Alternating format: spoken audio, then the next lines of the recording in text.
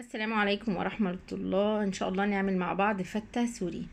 عبارة عن ايه الفتة؟ هجيب صدرين فراخ كاملين، ودي عبارة عن توابل دجاج تكة من ماركة شيف اللي انا كنت قايله لكم عليها.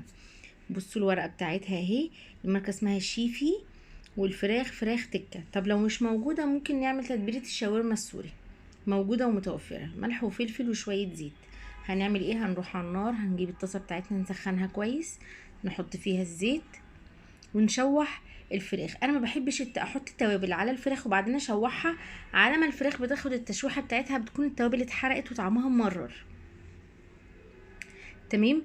فانا هعمل ايه؟ انا هدي الفراخ الصدمه بتاعتها وبعدين ابدا احط عليها التوابل واديها تشويحه على خفيف، تبقى التوابل اتحمصت وخدت الطعم اللي انا عايزاه وفي نفس الوقت ما اتحرقتش. هلخبط الملح والفلفل مع التوابل اللي انا حطيتها. انا حاطه معلقتين كبار من التتبيله بتاعت التكه دي اهو. بصوا حطيت عليها وهقلبها تقليبه واحط الناحيه التانية تشويحه واحده بس، وهدخلها الفرن. انا مولعه الفرن سخن جدا.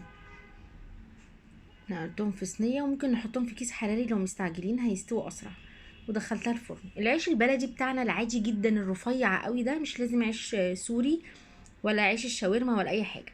قطعته مكعبات صغيره وحمرته في الزيت، وممكن معلقه سمنه لخبطها عليهم وفي الفرن زي ما انا عايزه.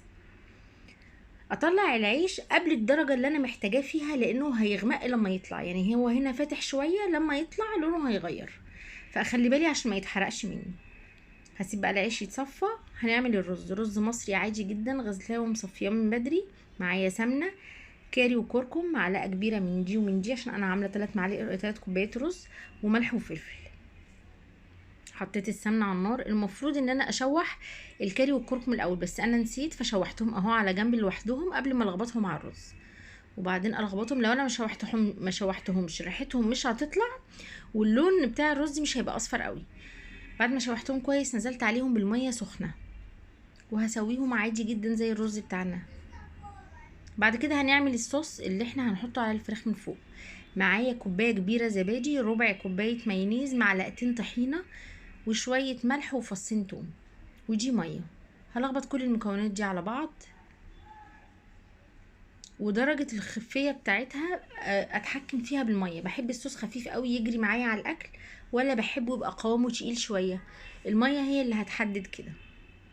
تمام. وانا نسيت اقول لكم حطيت معلقتين خل كمان، خل ابيض عادي. ده القوام بتاعها. الفراخ لما تطلع من الفرن قعدت ربع ساعة تقريبا او نص ساعة، ما قطعتهاش في ساعتها، استنيتها لما بردت وبعدين قطعتها شرايح سميكة زي ما انتم شايفين. رص بقى الطبق بتاعي. العيش مش هنعمله زي الفتة بتاعتنا هيتسقى حاجة، لا العيش بيفضل ناشف كرانشي كده حلو. تمام. هحط العيش وفوقيه الرز. الرز دي سخونيته الجامدة دي هتطري العيش شوية، فمش هيبقى ناشف قوي. وبعدين العيش رفيع فهو مش ناشف، هو مقرمش وجميل زي الشيبسي. وارص عليها الفراخ زي ما انتم شايفين كده، وعليها الصوص. والف هنا وشفا، طعمها حلو جدا وخفيفه وسريعه جدا في العمايل، مش بتاخد وقت، وفي العزايم بيبقى شكلها لطيف قوي على السفره. هحط الصوص واحط جنبي زياده عشان اللي محتاج يزود.